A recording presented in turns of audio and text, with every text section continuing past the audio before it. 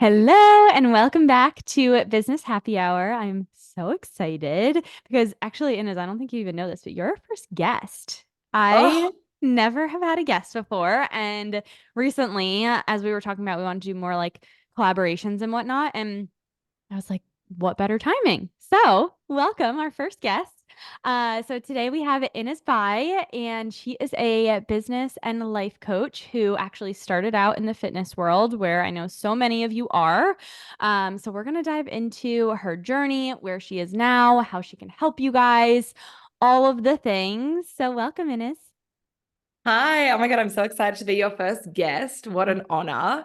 And so happy to be here and share my story because I know when I was first getting into business, even when I started as a personal trainer when I was 19, I used to listen to podcasts when they were first coming out.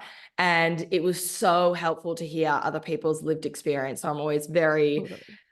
happy to be an open book. I'm the same way. I was actually just recording a podcast before this, and I was talking about how basically when I started my business, I was just taking them through like the trajectory of when I first started, I didn't have clients for like 4 or 5 months, and then slowly, and then how I got to my first 5K month. And I always loved episodes like that when I was Mm. first starting. And still, like I'm always curious how like what the journey was like for people. So let's start there. When did you start with fitness coaching? How did that business evolve? What give me the timelines, the whole deal. Yeah. Okay. Love it. So when I finished school, I was 17, 18 or something. Like I was young for the year.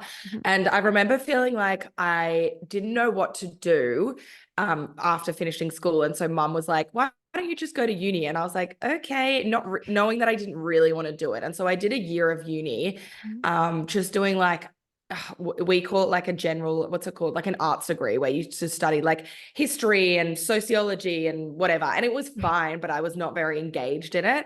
Yeah. And so I remember coming to work and I was working at a gym and I asked one of my friends who worked as a receptionist with me, like, oh, I don't know about uni. Like, I'm finding it really hard to be motivated. I feel like I'm just moving through the motions. And she was like, well, what else would you want to do? And I was like, well, I feel like working as a personal trainer would be really cool. But it feels like, I don't know, for some reason I dismissed it because I felt that in order to be successful, I had to go to uni. And this receptionist friend that I had was like, why don't we write a pros and cons list? And by the end of us writing the pros and cons list, it was like so glaringly obvious to me that I should just become a personal trainer. So I did that and I was 19 and it was really easy when I moved from being a gym receptionist into a personal trainer because I already knew the gym and it was just like kind of a natural transition. And so I remember I rocked up to the gym when I was 19 and I was like, right, I'm ready to work. And I just did all of these free consults. I was just like, I really look back at that time with a lot of fondness because I was so naive and like new to the world. Like I wasn't like worried about failing. I didn't really have any fears or doubts because like I didn't have enough life experience almost. And so I just would go up to people on the gym floor and be like, hey, do you want to have a free session with me? And I would do all these free consults with the aim of signing people on. And yeah, that worked really well. And it really gave me that experience now that I think a lot of people overlook or dismiss in the online coaching world, where it's like getting your feet wet and working with a lot of people and being willing to put the work in for free. Like I did so many free sessions, and they say that a good closing rate in terms of sales from free sessions like that is like 1 in 4. So it's like 25%. And that's something I always remember when we're posting on social media or we're doing webinars or hosting trainings with the aim of getting people into a program. It's like the aim isn't to sell every single person in there or to get every single person in your audience to buy. Like it's actually going to be a really small percentage of people that convert. And I think because I had that experience from a very young age and got to see how that led to my eventual success, that's been really helpful for me. So anyway, fast forwards to about, I want to say, how old was I? Like 23. I began to get really burnt out of working as an in-person personal trainer. And during that time, I'd actually gone to uni and studied as an exercise physiologist. But that degree is very clinical. Like you're working in hospitals with people that have really chronic health conditions. And that was good. And I Mm. worked like for that for a while, but having already worked as a personal trainer for 5 years, I was getting a little bit restless. There wasn't enough differentiation between being a personal trainer and being an exercise physiologist. So, and I was getting just burnt out from seeing clients face to face, having to be at the gym floor. Hours of being a personal trainer can be pretty fucking grueling. Yeah, So, I want to yeah. like with 5 years of experience as a personal trainer, like where are you at and at this point? How many people like how many hours per week are you spending being a personal trainer? Are you like, oh my God, I'm literally working all these hours and I'm making no money? Like, where's your Yeah. mindset at this point? Um, that's such a good question. I was not really focused on like how many hours I was doing or how much money I was making at the time because Hmm.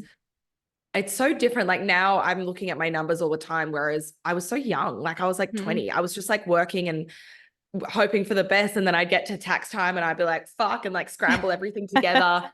But I remember I was probably working between 25 to 35 hours a week because I was also studying. And I was doing mainly one-on-one coaching, but I also did like a few group fitness classes, and that was really good to mix it up. Hmm. But I felt really burnt out and tired because Hmm. you're often starting at like I had a client that would start at start at 5:30 a.m. and then I would often have clients that would finish at like 6:37, 7:30 Yeah. p.m.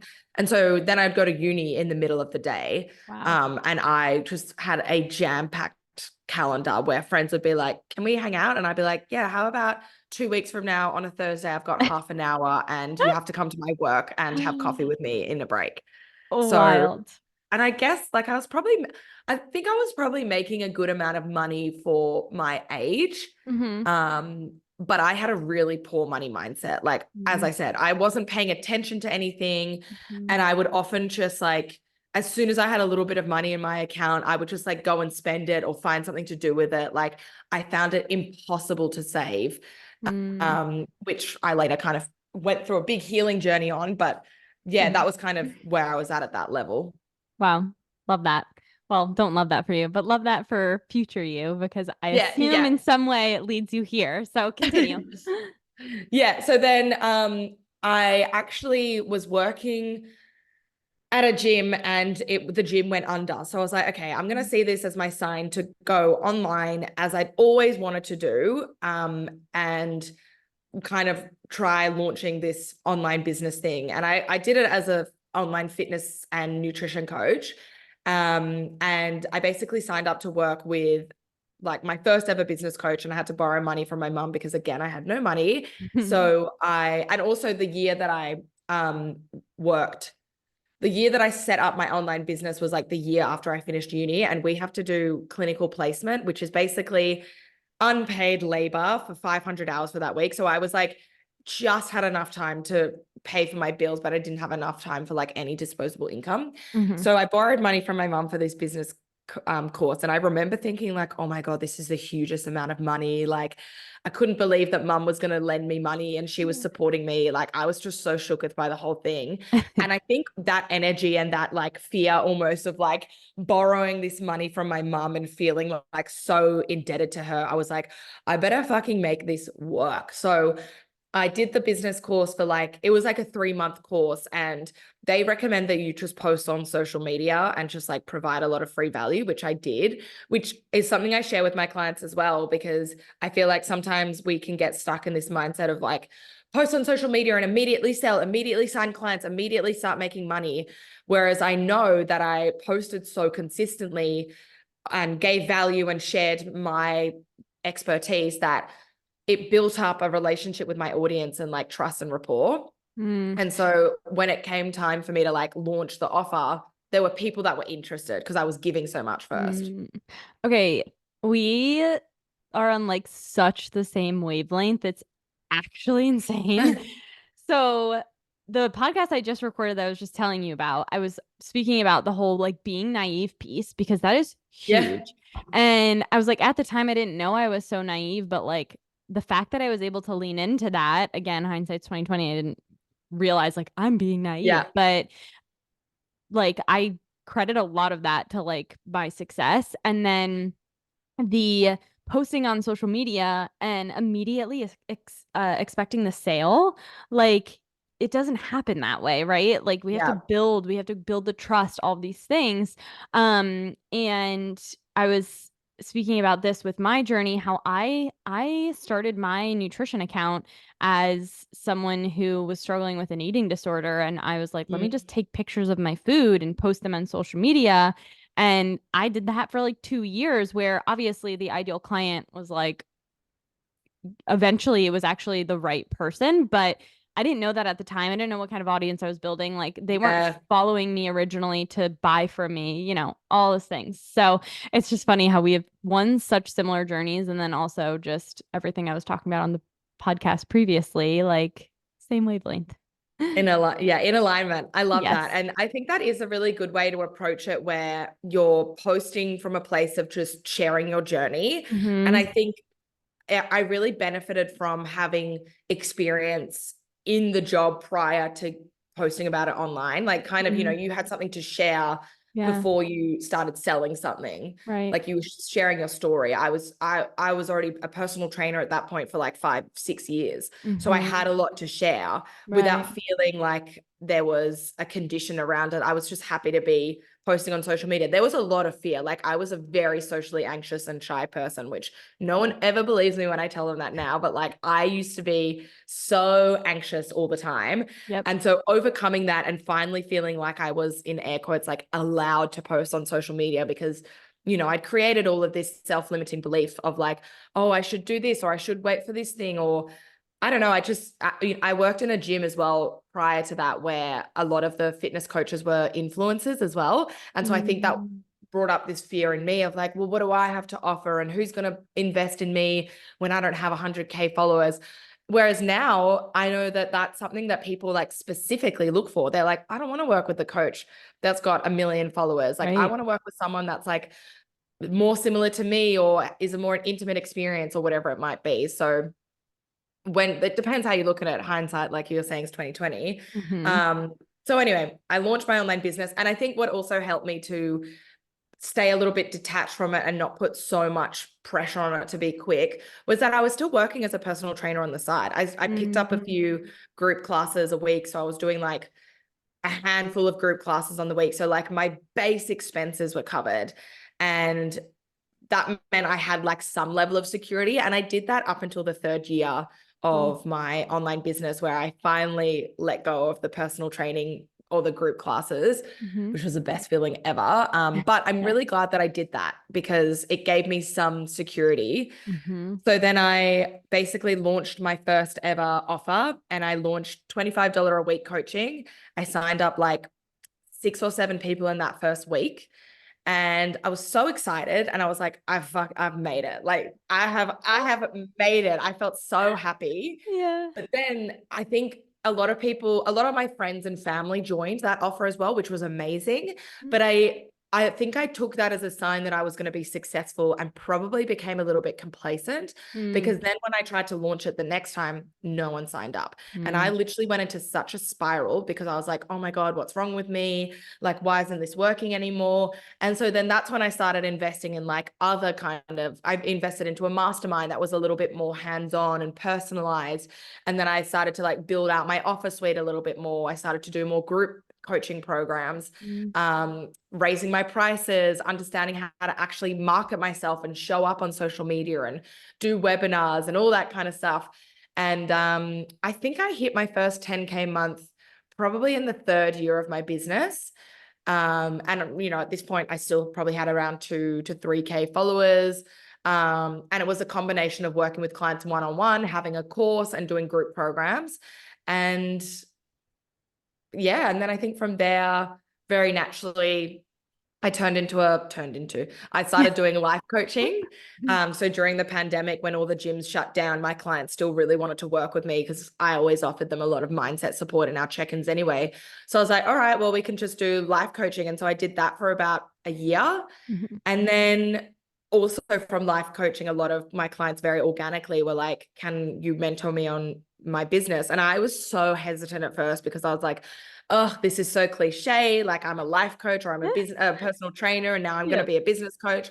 But Yeah. I started doing it and I got so much interest from people and so much good feedback. And I started to really understand what I could offer people, given that I'd already been in like the fitness industry at this point for like 10 years. Mhm. So yeah, that kind of leads us to where I am today. Yay, I love that. I had the same like belief system where I was like, oh, so cliche. Nutrition turned Yeah. nutritionist, dietitian turned business coach. Like, Yeah. okay.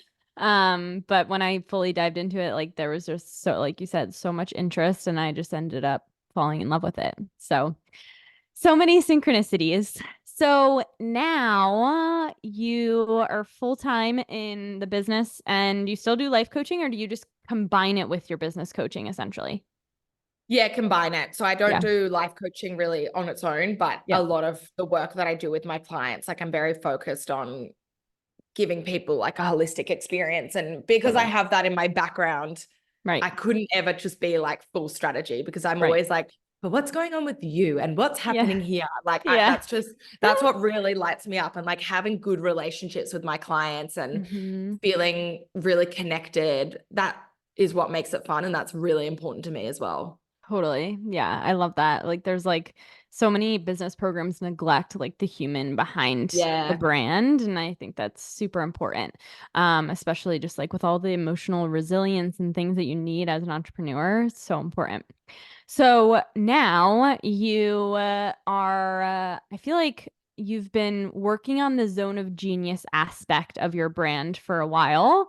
Can you tell us a little bit more about like how that came about? And for anyone listening, you guys know that I talk about like brand undertone a lot and kind of like what makes you different. For me, it's like the path of least resistance. How are we making things as easy as possible, but like there's still going to be effort in order to create that ease. And for Inez, she has been doing a lot with Zone of Genius. So tell us more about that.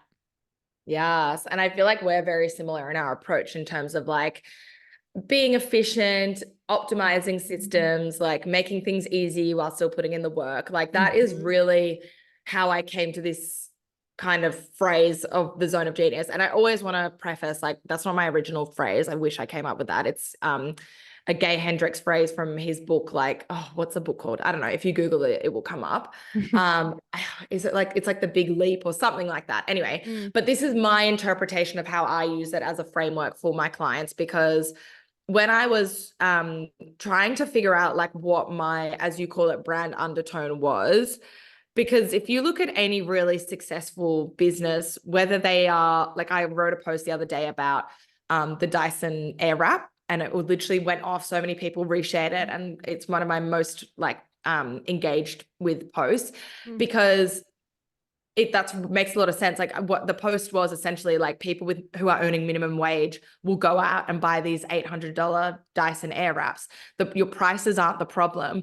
And the mm, reason why people will buy the Dyson Airwrap is because essentially it's got this really unique zone of genius, which is like that Airwrap technology that doesn't damage your hair. mhm, And then because of that real clear point of difference, it was really easy for it to go viral and everyone was talking about it. And so it just made this like really, really premium product, really desired by people regardless of their income. And that's kind of the way that I think about your zone of genius, because I am big on, like I've heard you talk a lot about, Lauren, like being efficient and optimizing your systems. But I was like, how do I know how to make things more efficient, or how to simplify things so that they're more effective? And mm, that was a question that was really on my mind for a long time, because and a lot of us coaches, service providers, we do things so naturally that it can be really difficult to apply a phrase or words and describe what it is that we actually do. And so this question was weighing on me for ages, until I kind of realized, well, I know how to make things work for people, because when they come to me, I can be like, this is actually going to help you to move forwards. And this mm, is what you want to focus on specifically in your business, because that's why clients would want to come to you.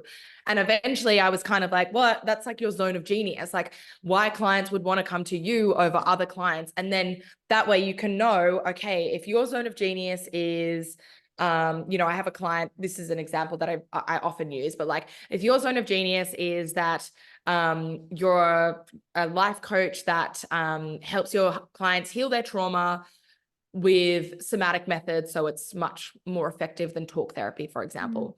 So if you know that that's your zone of genius, then you want to ensure that as many tasks in your day are either showcasing that zone of genius or you're actively doing that thing, aka working with your clients, creating the programs, whatever. And so then you want to look at everything else and think about how can I either automate this process so that I'm not doing it. So for example, a lot of my clients, like very simple things where they're like, oh, like I feel like I need to send out the invoices to my clients every single month because otherwise they might forget. And it's like, but that's not in your zone of genius. That's not really helping you move the needle forwards. And it's not a very scalable activity for you to be doing. So let's automate it. Or maybe, with the podcast, for example, it's like, it's really important because you'll be in your zone of genius when you're creating your podcast, but is it the best use of your energy to fuck around with editing it and uploading it and blah, blah, blah. It's like, all right, let's get a VA for it, or let's find a way that you can make it even more simple. And really, when you know what your zone of genius is,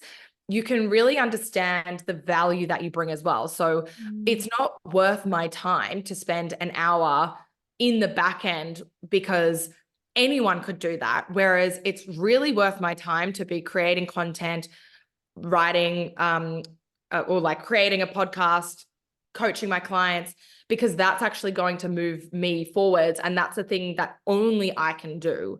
And so that's when we can start to get really clear on what is actually going to make the business grow, and not just in a way that's really like, because we can focus really on like needle moving activities, which is obviously important, but then that can feel a little bit boring and a little bit constricting. When we're focusing on our zone of genius, we're focusing on like, what's that thing that really lights me up, that really makes me feel excited in your business, and how can you bring that to the table? And that allows you to be really creative, really set the vibe for how you want to be perceived by your audience, because your brand is all about how you position yourself in your audience's mind. And for me as well, it's really helped me to be so focused on the work that I have to offer, and to be really in that mindset of like abundance of like, cool, some clients will want to come and work with me and some won't, but those that do, they're like so obsessed with it. And since I've really started anchoring into my zone of genius, I have clients who are like earning 400K, 500K coming to me, even though I'm earning less than that. And that's because I have a unique skill that fills a gap in their knowledge. And so that's a huge shift that I want everyone to listen to this podcast to think about. Instead of thinking about how can I make my programs as accessible to people, it's like, how would you design and talk about your offers for people that have a lot of money? And that's when you are, because then you're valuing yourself and being like, oh yes, I do have a lot to offer. I love that. And I love how you connect the zone of genius with like the efficiency aspect. Yeah. So it's kind of, I mean, it's multi-dimensional, but like the efficiency aspect, and then also the piece where you're pulling out like what makes you different. Now, I feel like this is something that a lot of people struggle with. It's like, okay, it's all fine and well. Like, I get that I'm supposed to be different, but how am I different? Right? Like, are there specific questions if you were like brainstorming with a client that you and they're like, I don't know how I'm different. Like, I'm empathetic. What am I going to be, the empathetic coach? Like, how would you help pull that out of them and really differentiate themselves? Totally love that.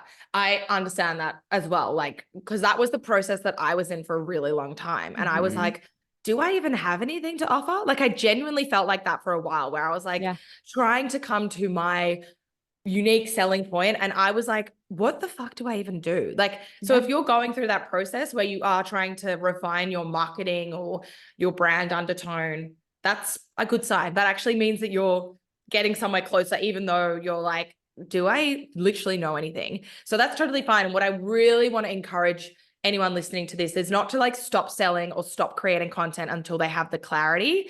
But the questions that I ask my client, I mean, there's like a 3-page document that I get my like close proximity clients to fill out. Mhm. But essentially, some really good questions to ask yourself that have really helped me is what past experiences have you had that contribute to the way that you show up in your business? So, for Mhm. example, one of my clients is a money coach, and there are lots of different money mindset coaches. And so it's obviously really important. Same with like business coaches, personal trainers, whatever. So it's obviously really important to think about, well, what kind of money mindset coach are you going to be? And she paid off 250K in debt and has now bought a house. So if Mhm. I'm someone that wants to buy a house and pay off debt, I'm so much more likely to go to the money mindset coach that speaks about that as her zone of genius. Her zone of Mm, genius is informed by kind of a past experience and accomplishment that she's right. had. And it's really easy for people to overlook that and think, is that enough? And it's like 100%. Because again, Mhm. if you're a personal trainer and say for example like your past experience or something that you're really passionate about and that lights you up, maybe you're a mum that works out from home 2 days a week without any equipment and you have a six pack, whatever. If I'm a new mum looking at personal trainers, I am going to throw my credit card at that personal trainer who is specifically speaking about their lived experience that resonates with me, because I know that they're going to get me the results. Like it creates Mhm. such a quick trust with that person to then want to invest in you. Love So, that. yeah, that would probably be one of the main questions. Yeah. So, what experiences have you had that shape how you want to show up in your business? Yeah. Love that. I feel like, too, it's kind of like, what's your story and how are we harnessing it? Because so often people are like, especially with content, it's like, oh, well, I heard that I should be posting reels. I heard that I should be doing this with like, oh, post the caption in the post the like value in the caption, and then it's like the next trend, Mm. and it's like, yeah, there's a truth to harnessing trends and whatnot, but then you just like ditch everything else that you've learned and you only do that one thing. And I feel like that's the case with storytelling. Like my clients will be like, I told my story like a month ago. And I'm like, do it again. Like you Yeah, yeah, need to yeah. constantly be doing it. And it feels weird because you're like, well, I already told them. But first of all, there's probably so many other things that they didn't pick up on. And there's micro stories and so many things that you can think about and talk about that will build the trust so fast. I always say like a story is like the bridging the gap between like finding you on Instagram and your offer. Like when they connect with you through that story, it's just the speed of acquiring them as a client just increases so much faster because the trust is there. So, Mm. this has been so amazing. Thank you for sharing all of your genius. And where can everyone find you? Do you have anything that might be of benefit to them? Yeah. Come and hang out with me on Instagram. I'm literally posting there all day, every day. If you're a dog lover, which who isn't, I post about my little naughty dash hound, as well as obviously practical tips on growing your Mhm. business and identifying your zone of genius. If you go to the link in my bio, there are many free trainings that you can access immediately. So you're more than welcome to come and soak that up. Yay, amazing. And we'll put your Instagram in the show notes. And I hope you guys enjoyed this. Bye. Thank you. Bye.